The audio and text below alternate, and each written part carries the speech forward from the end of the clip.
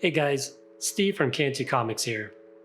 Today I've got quite the different episode for you, and I want to let you in on a little secret. I'm pretty demented. Yeah, I may not show it, pretty emotionless, very monotone here and there, but you never know, what's going on in the mind. So when I was a little kid, yeah, I made some comics, and I'd like to share with you my original comic art from about 35 years ago. So, don't judge me too harshly. I was a child. A lot of kids kind of wondered about things, but good thing is I didn't end up in a mental institution, and, obviously I know right and wrong. So let's get to it. Here we go. So introducing Stephen and Nestor and Dave, my younger brother, comics. This is issues 1 through 9. And I also included a nice little review. It's a new era. Oh, just some little tape fell off. Just shows you how old this is. So this is a new era in comic books. Steve Cantu, the maker of comics. So of course I had to have my comment in there to hype it up. So here we go. Also, for Nestor, I know most of you probably don't even know who he is, but if you're as old as me and you read Nintendo Power, you will come across Nestor. He had a little comic in there that he would just be like hanging out with Howard Phillips, I believe. Yeah, he's right here. So I decided to put myself in the middle of the comics. So let me go and get started. This is volume 1, number 1. My name is Steven. Meet my new friend Nestor. That's true. I like Steve better than Howard Phillips. So Nestor. Oh no, it's the bow tie man, run! And then I whip out, get off my field. Then he had to plead for his life. Don't help me. Don't hurt me, please. And then I had to yell, get lost! And of course, I scared the crap out of him, so his eyes popped out. His tongue really stuck out. I did pull a knife on him, so you can see the little start of some bad stuff that may be happening soon. So obviously it's to be continued. So now we have issue 2 next. So this is Stephen and Nestor with Dave, my younger brother. So it's continuing on. Howard is running away. Yip. And then Nestor's thanking me, saying, thanks, Steve. And I said, no problem, man. And then I'm like, hey, Nestor, meet my little bro. Hey, I'm Dave. And then he's just kind of sarcastically, so. And then here comes Howard Phillips back, yelling for Nestor again because I stole him away. Nestor. And then my brother intervenes, saying, why? And then he's like, oh, what's that in your mouth? And then my little bro, because, we would squabble here and there, so I would just make fun of him. Drew him like a slob with a whole bunch of saliva. He's like, I got saliva on my mouth. And it just scared Howard Phillips away. Boom, he's just running off. Oh boy. So this is when it starts turning.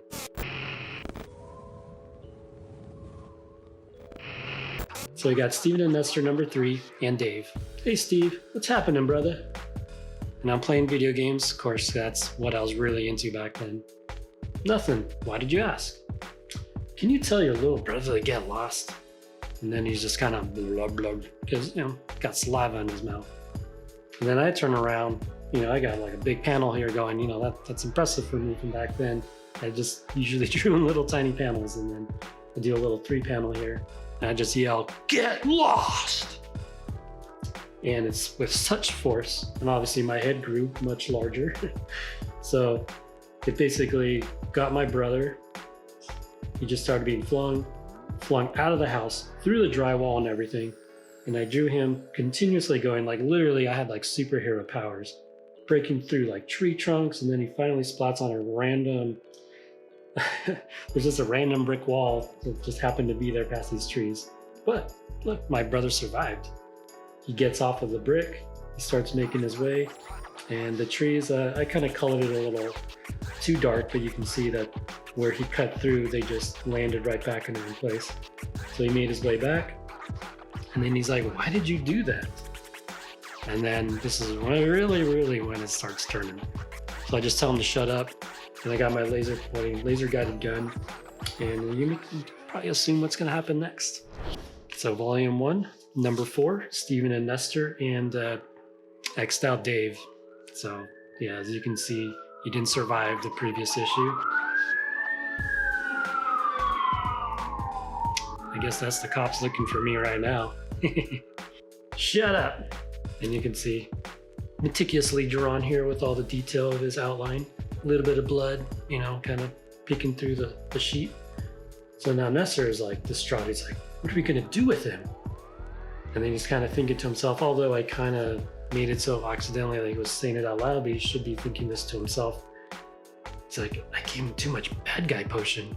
But you know, I obviously didn't show the bad guy potion, but you have to kind of throw a plot line in here. You know, when you're a little kid, you don't think of that structure. What are you saying? Nothing. So obviously, you know, I just murdered my brother. He shouldn't be saying anything. And obviously I call him out. You're lying. No, I'm not. You know, obviously you see my laser pointer, you know what's gonna happen. Boom. And this is when it starts really falling off the deep end. Because you can see I literally just blew half of his head off. And so, yes, he was lying. And at that point, you know, I probably should have been in a mental institution, but luckily no one saw these books, just myself and my brother. And he was mad because I killed him off. And I also made him the saliva guy. And so, yeah, let's continue. I have your MC Hammer tickets. So yeah, again, this was already starting to get closer to the 90s. MC Hammer was a big thing, and he was coming to the Mid-State Fair. Where I grew up in Paso Robles, we have the fairgrounds. So the Mid-State Fair it's actually a pretty big fair, and that's the only time we get to see any kind of big acts. So he was coming, which was, oh my God, like he was huge. We usually just had like country singers and stuff would come. So yes, now I got his MC Hammer tickets, and I'm just laughing away, picking up his head, and just literally just throw it against the side of the wall. Splat. And that's the end, not even to be continued. Obviously, it does continue. I have some more issues. I do have issues. So this becomes volume 2, number 1. So Stephen and crossed out Nestor and my brother Dave. So this is issue number 5, The Concert, part 1. So we've got a panel here showing off MC Hammer's going to be live. And then you also kind of see these little, I guess it's a little reminder in there. So it says the tree dies. And then there's a picture of the tree that like Dave went through. So then it cuts to a scene of just the gun and the MC Hammer tickets with a little bit of blood on it, because obviously there was blood on my hands. So the next frame I pick them up, go to the MC Hammer concert. Obviously everyone's all excited, waiting in line. And there I am, off in the distance, just kind of watching. So concert starts, MC Hammer's going, you can't touch this, whoa, whoa, whoa, whoa. And then in the meantime, they did a Coke commercial. Again, if you're as old as me, you may remember it was a pretty big ad campaign with MC Hammer. So they were joking like, oh, I hope he loves Coke. And then he grabs it and starts drinking. So this is basically a joke on the commercial. So then like, instead of just busting into a song, he's like, feelings. And then he's like, what?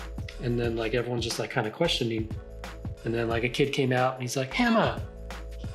And he gives them like the real Coke. Because, you know, before when they were messing around, they were switching his drink to see if he would notice. So then he gets the drink, he's like, proper. And then he keeps going. You've got to pray just to make it today. So at the same time though, you see the lights. You know, it's a concert, you don't really know what's going on. You got laser shows and stuff. And then my laser shows up. And then boom. MC Hammer just kind of tore off his arm. I guess I have a Magnum. I don't really show a gun and what caliber it is, but I mean, I'm doing some pretty nasty damage here. So I guess I had like a 45. So obviously this is going to be to be continued. So now we have issue 6, which is volume 2, number 2. Stephen, you know, Nestor, he's still dead. He's crossed out, and my brother. So this is part 2 of the concert. So now there's a reward, $1,000 reward, which is kind of low for, you know, murdering MC Hammer. So reward of $1,000 for the killer of MC Hammer. And there I am, just kind of walking. I don't know why I have my gun out. And then it just starts raining and pouring and raining, pouring. And I make my way home. Not sure why there's no other homes. I guess I just lived by myself back then. And there was an attic, so I go up into the attic. There's a bunch of stuff up there. And I'm like, oh yes, it's still here. Basically opened a treasure chest because I loved, RPG games. So I was like, yes. And there's a katana because I was also into ninjas. So later on, I'm all dressed up in my ninja suit, going, yeah, like swinging it around. And then 2 hours later, you see me in the backyard getting rid of some evidence. So that was Nestor and I think my brother. And then a month later, everything's kind of died down a little bit. And then you see some like missing signs on the side, on like the side of walls, missing Nestor, phone number to call. And then my Dave, and part of it's ripped off because it's been a little bit of time and it's weathered. So, just kind of shows that people forgot and I kind of got away with it. So then, the police are investigating. And then I guess they kind of caught wind or they needed to question me at some point because, Nestor was my friend. I mean, why else wouldn't I be a suspect? So then they knock on my door. I see what's going on. You got my laser going. And I'm saying, hey, come inside. To be continued, which is the chilling conclusion of this horror tale, which is a little more than a horror tale. So now we have Steve and Nestor, the concert part 3. Basically opens up to a nice boom, explosion. The cop's chest is just obliterated. And, it's everywhere. It's all over the walls. And here comes my silhouette coming. I grab him, still in my ninja suit, drag him away, continue dragging. And then we fast forward 3 years, got Unsolved Mysteries, because that was the greatest show ever. That might have been a little influence too, although they didn't show gore, but maybe that kind of contributed to these kinds of, comics that I came up with back then. So you got Unsolved Mysteries going on, and they're continuing on, and you see the television going, they're talking about my case. So they're saying, if you know anything about the death of MC Hammer, call blah, blah, blah. And then you got my laser pointer still going. Boom, destroy the TV. And you see me just laughing. And then they'll never find me. And of course, my hair grew out. I got some muscles. Because I was into, metal back then. So hairband stuff, like that was my jam. And I guess I drew myself as like a headbanger. So I just continue laughing. Like literally it's turning into like Joker laughs. So, I was getting pretty demented. In the next issue, we have a little synopsis. I get a letter for a 7th grade reunion at Centennial Park in Paso Robles. Steve in question mark. Oh, this is also volume 3, number 1. So this is the reunion. So reunion 7th grade class set for St. Rose 1991. And then one of my old buddies, he was a little demented too. I'm probably worse. But him and his family moved away. His name was John Paul Wooten. So, I drew him but basically as a mental patient, which it's funny because I probably should have been here. So, I'm not sure how he came out and he's still wrapped up and everything. But yeah, I'm just like thinking to myself, is that John? And then he sees him, he's like, Steve, yeah, John, it is him. And then my friend Brian, which actually this is kind of sad because my friend Brian actually passed away. He had a heart attack quite a while ago. Wow, that was like 7-8 years ago. He was my next door neighbor. So I'm getting older, so that's just something that's going to happen at some point. And then more friends and people, it's just the way of life. I have him in here. I see him. He was chubby back then. So he looked great here. I'm just like, I even called him out like, hey man, you look great, thanks. And then another friend, Chad. I had a lot of friends and Andy and stuff, but I didn't really get to see the rest of my friends because we're zooming out into outer space. So you keep zooming out, you see Earth, and then all of a sudden you see a really big laser. So all of a sudden we're zooming out, there's a target lock, ready, aim, fire. And then you see this huge, gnarly looking triangular missile coming right to Earth, and then a very large kaboom.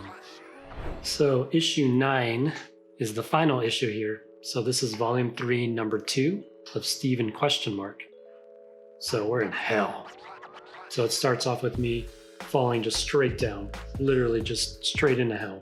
So I'm screaming, there's flames everywhere. Of course, there's just a rock right below me. So I'm still screaming, coming down, and then literally just land right on the rock with my head and just crack it. But I'm already dead, so it doesn't matter. I'm pretty sure I could feel pain because this is hell. So I just kind of like, whoa, like where am I? And then I hear this gnarly voice saying, "You're in hell." And he's got like nice 3-finger claws, and you see these red eyes like beating through the background into the shadows. And I'm just like, oh, okay, I guess I'm in hell. And then I asked, "Who are you?" And then my buddy Chad just like pops out. He's like, "Hey, it's me, Chad." And he's just wearing a claw, just grinning. And I'm like, "Oh, let's get out of here." And we're like, "How?" And we're like, "Oh, look." And then we see a sleeping Bill and Ted in the corner with their phone booth. And we're like, "Yeah, Bill and Ted won't mind. We'll just take this guy." So we just jump in the phone booth, punch in a number, and then we just take off. And then all of a sudden, as you see the electricity after we're gone, they're kind of waking up. They're like, "What? Huh? What?" And then, "Bill, someone took the booth." "Great. How do we go back?" It's not my problem. It's their problem. So where will Steve and Chad end up? As we're just going through, we're like, "Oh, excellent scenery." So basically, I guess we took on their personas too. So we're just going through the time warp and everything, and this will be continued. But I did not continue it. I kind of ended there. So I actually started one. I only had one panel, so there's not really worth showing you. But maybe this is something that I can continue. So that's a pretty cool issue. You could definitely see the dementedness of myself. I do have 2 more little bonus comics to share with you.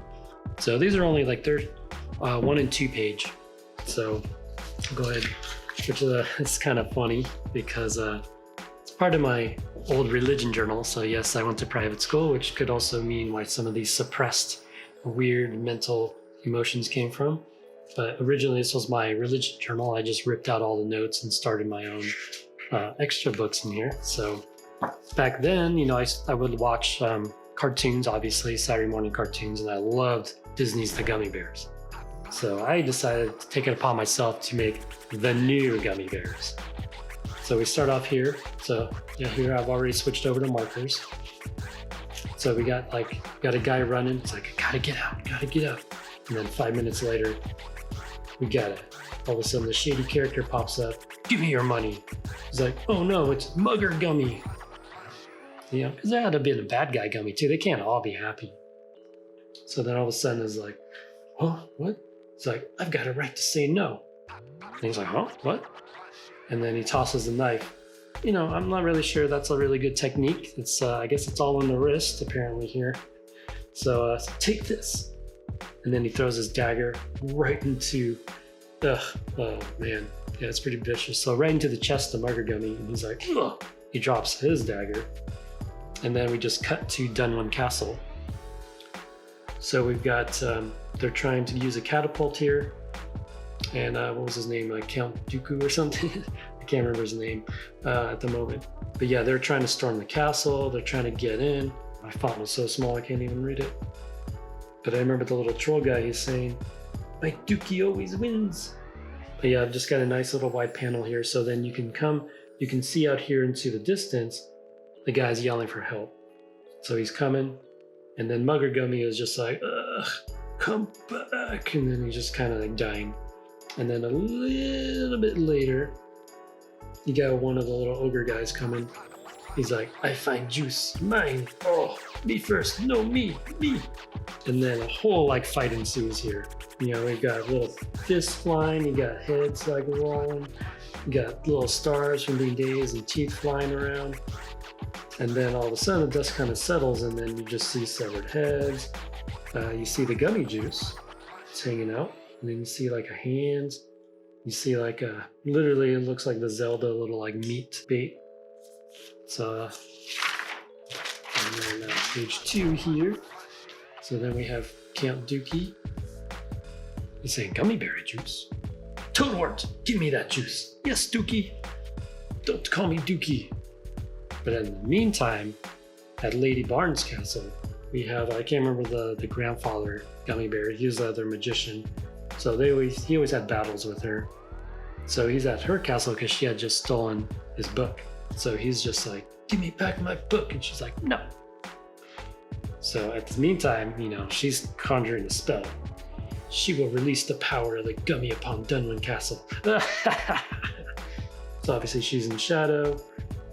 She's waving her magic, and then all of a sudden, oh no, it's backfiring. And then the whole earth is getting engulfed and just explodes. The end. So I'm not really sure why my comics conclude with the planet exploding. So I guess that's just kind of the extent of where I take my imagination. So I like to conclude here with the new Ducktales. So actually this one, I had a lot of fun with this one. So here we go. We got Huey, Dewey, and Louie. So hey Dewey, you want to smoke? And he's smoking a joint here because I was already starting to, I dabbled in, a little bit of marijuana and stuff back in the day, like everyone. So then here, he's like, no, do you want to have cocaine? But Louie's like, hey, how about I kill you both, huh? And he just pulls out a submachine gun and just goes to town. I just sprayed red all over with the marker. And then you got the gunfire just going. You got my little motion lines, with my really limited markers here. And then all what's left is just basically meat pulps and just bullet holes everywhere. And he's just like, now for Scrooge. Just waving his gun around.